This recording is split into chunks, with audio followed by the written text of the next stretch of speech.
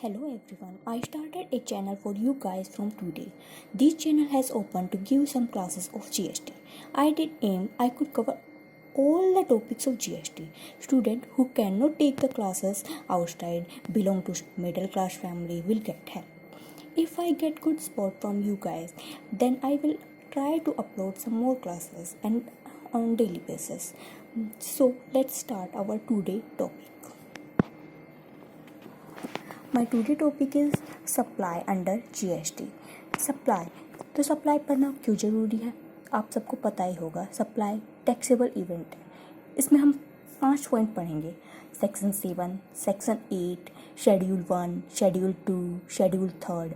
Section 7 हमें meaning and scope of supply बताता है. सेक्शन 8 हमें taxability of composite and mix supply बताएगा. Schedule 1 are defined those activities which are treated as supply even if made without considerations. Schedule 2 activities or transaction to be treated as supply of goods and supply of services. Section 2 schedule 2 हमें define करता है कि कौन सी activity हम supply of services बताएगी, कौन C supply of goods होगी, उसमें से डिफाइन करना है हमको. एक्टिविटीज़ और transaction which shall be treated neither as supply of goods neither as supply of services. ये हमें शेड्यूल 3 बताएगा. तो सेक्शन 7 में क्या है, meaning and scope of supply. Section 8 में क्या है, taxabilities of composite and mix supply. Schedule 1 में क्या है, शेड्यूल 1 हमें डिफाइन करता है activities to be treated as supply even if made without consideration. Schedule 2 activities or transaction to be treated as supply of goods as supply of services. Activities or transaction which shall be treated neither as supply of goods and neither as supply of services. Section 7 हम अब start करते हैं section 7 से. Meaning and scope of supply. तो इसमें सबसे पहले section 7 के अंदर सबसेक्शन 1 है, उसमें जो ए है वो डिफाइन करता है सेक्शन 7 सब 1 ए. सेक्शन 7 सबसेक्शन 1 ए, ठीक है, डिफाइन करता है सप्लाई को. सप्लाई क्या होती है, all form of supply of goods of services और बोथ सच एज. ये क्या है, ये कुछ एग्जांपल दिए हुए हैं जैसे sale, transfer, disposal, barter, exchange, licence, lease, rental. इसको हम ऐसे भी याद करते थे, STD से बेल IV, ऐसे याद कर सकते हो आप लोग, जैसे sale, transfer, disposal, barter, exchange, licence, lease, rental. STD से बेल IV, ठीक है. All the form of supply of goods और सर्विसेज और बोथ. एग्जाम्पल दिए सच एज मेड और agreed to be made for a consideration by a person in the course और furtherance of business. तो सप्लाई कौन कौन सी होगी, सप्लाई ऑफ गुड्स और सर्विसेज और बोथ सच एज, इनको भी इंक्लूड किया गया है. मेड और agreed to be made for a consideration किसके लिए होगा, सबसे पहले कंसिडरेशन के लिए. By person in the course और फर्दरनेंस ऑफ बिजनेस, ये हमेशा बिजनेस के लिए ही होना चाहिए, ठीक है. अब सबसेक्शन 1 और 1B और 1C में क्या डिफाइन किया गया है, सप्लाई ऑफ गुड्स और सर्विसेज विद कंसिडरेशन और विदाउट कंसिडरेशन. अगर विद कंसिडरेशन है, इन द कोर्स और फर्दरनेंस ऑफ बिजनेस है, तो किस में डिफाइन है, सेक्शन 7 1A में, जैसा कि हमने अभी पढ़ा. Not in the course of furtherance of business है, अगर वो not in the course of furtherance of business में है तो किस में डिफाइन है, सेक्शन 7 1B में. और विदाउट कंसिडरेशन है, किस में डिफाइन है, 7 1C में, शेड्यूल 1 में. अब हम स्टार्ट करते हैं 7 1B. 7 1B क्या है, यहाँ पे USA सप्लाईज है, इम्पोर्ट ऑफ सर्विसेज है. Section 7 1B import of services. Import of services for a consideration whether or not in the course or furtherance of business. Whether or not, maybe in the course of business, maybe not in the course of furtherance of business. तो with consideration है और without consideration. अगर हम import of services करते हैं with consideration और without consideration, अगर in the course of furtherance of business में है तो क्या हो जाएगा, सप्लाई. यस, किस में डिफाइन है, 7 1B में. क्या लगेगा, CGST. नेचर क्या होगा, इंटरस्टेट. RCM हम आगे पढ़ेंगे, रिवर्स चार्ज मैकेनिज्म. इसमें क्या होता है, रिवर्स चार्ज मैकेनिज्म, इसमें सप्लायर्स को टैक्स पे नहीं करना होता, recipient of the services government को टैक्स पे करती है. Without consideration not in the course of furtherance of business, yes supply होगा किसमें, C11B में, CGST, ये जो भी हमने पढ़ा, ठीक है। Except without consideration in the course of furtherance of business, not in the course of further, अगर without consideration in the course of furtherance of business है, सप्लाई है। ये हम पॉइंट 4 है शेड्यूल 1 का जो हम पढ़ेंगे, शेड्यूल 1 में जो एक्टिविटीज़ है। Not in the course of furtherance of business है, नोट सप्लाई। शेड्यूल 1 में जो एक्टिविटीज़ है, activities to be treated as a supply even if it is made without consideration, उसका पॉइंट है point number 4 of schedule 1। C11C activities of transaction to be treated as a supply even if made without considerations, Schedule 1। C11C में जो हमने पढ़ा है, the activity specified in Schedule 1 made और agreed to be made without a consideration, without a consideration है तो उसको हम डीम्ड सप्लाई मानेंगे, जैसे कि हम Schedule 1 में डिफाइन करा गया है। क्या है deemed supply? Permanent transfer, deemed supply का पॉइंट नंबर 1 है परमानेंट ट्रांसफर या disposal of business agreed fair ITC has been availed on such asset. तो सबसे पहला क्या है, परमानेंट ट्रांसफर और डिस्पोजल ऑफ बिजनेस होना चाहिए, disposal of business assets where ITC has been availed as such on such assets. Condition disposal transfer permanent, ITC availed, ITC हमने उस पर अवेल्ड कर लिया, विदाउट कंसिडरेशन है और बिजनेस एसेट्स हैं। जैसे कि मेरी एक AC की शॉप है जिसमें मैं AC खरीदता हूँ और फिर बेचता हूँ।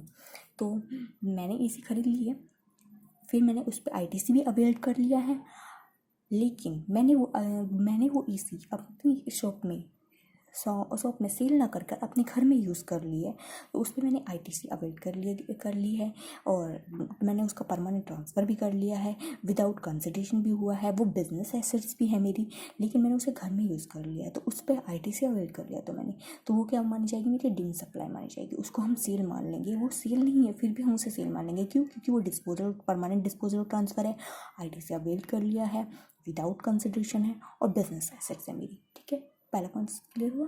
अब हम सेकंड पॉइंट आते हैं, सप्लाई बिटवीन रिलेटेड पर्सन और डिस्टिंक्ट पर्सन्स।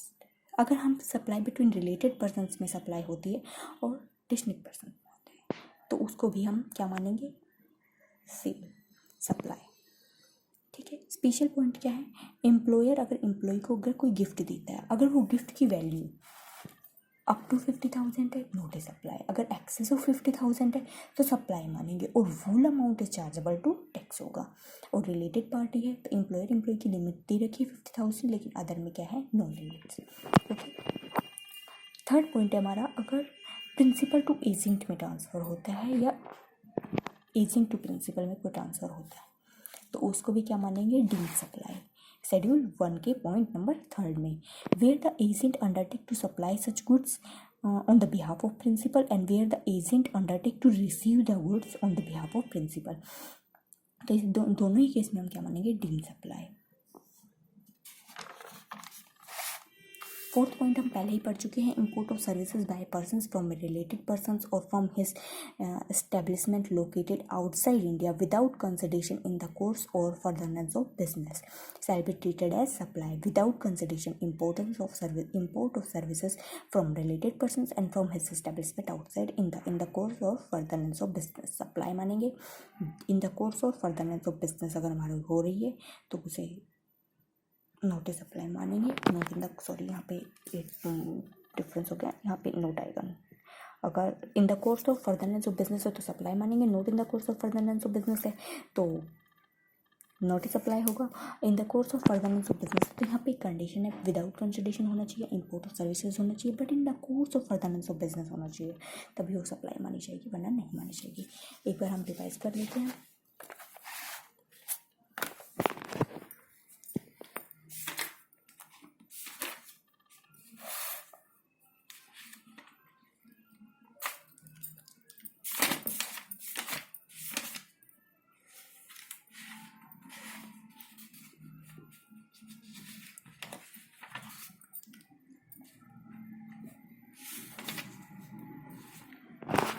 पहला क्या है, meaning and scope of supply.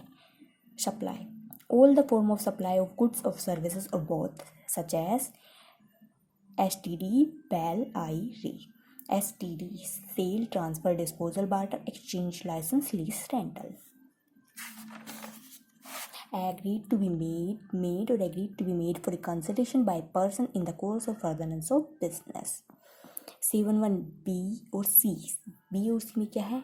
Supply of goods और सर्विसेज विद कंसिडरेशन और without consideration. With consideration in the course of furtherance of business होगा तो 7(1) A, not in the course of furtherance of business 7(1) C, without consideration 7(1) C। 7(1) B, import of services, अगर हम कोई US में suppliers है, Indian में recipient है, with consideration हुआ है तो in the course of furtherance of business हुआ है, not in the course of furtherance हुआ है। अगर विद कंसिडरेशन है तो दोनों में क्या है? सप्लाई माना जाएगा। लेकिन नॉट इन द कोर्स में है तो वो आगे चलकर हम आगे जो आने वाले चैप्टर है उसमें पढ़ेंगे कि ये एग्जम्प्ट हो जाएगा। Not in the course of furtherance of business है तो वो RCM में, रिवर्स चार्ज मैकेनिज्म के अंदर टैक्सेबल होगा। Without consideration in the course of furtherance of business है सप्लाई, पॉइंट नंबर 4 में पढ़ेंगे, उसके शेड्यूल नंबर 1 में। Not in the course of furtherance of business है तो नॉट ए सप्लाई। शेड्यूल 1 में हमने पढ़ा था कि डीम्ड सप्लाई है, परमानेंट ट्रांसफर या डिस्पोजल ऑफ बिजनेस एसेट्स, फिर ITC हमने अवेल कर लिया गया। ITC क्या है? हमने अवेल कर ली गई है। जैसे a dealer of air conditioner permanently transfer the motor vehicles free of cost, ITC on the said motor vehicles is blocked, the transactions will not constitute a supply as the condition of availment of ITC on the business assets transferred is not fulfilled। okay, इस तरह से कुछ और example हैं हमारे पास, जैसे Dhruv Gill's old laptop being used in his business and to his friend free of cost. Dhruv क्या होता है? ओल्ड लैपटॉप्स को अपने फ्रेंड को, अपने बिजनेस से अपने फ्रेंड को दे देता है। This will qualify as supply be provided input tax credit has been availed by the Dhruv on such laptop. Okay, second point है supply between related persons and distinct person. Related persons की definition हम जैसे देखेंगे, जैसे related persons होते हैं, such persons are official director of the company, such persons are legally recognized personnel, such persons are employee, one of them controls directly the others, a third person controls both of them, such other persons together control a third person, such persons are member of the same family, one of them is the sole agent, sole distributor, sole of the others। ठीक है,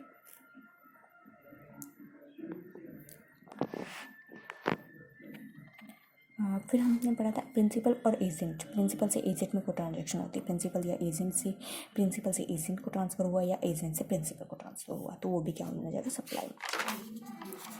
फिर हमने ये पढ़ा था import of services, जो हम point 4 हम ऑलरेडी पढ़ चुके हैं।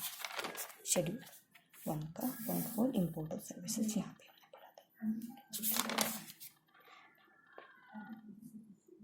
आप नोट्स के स्क्रीनशॉट भी ले सकते हैं।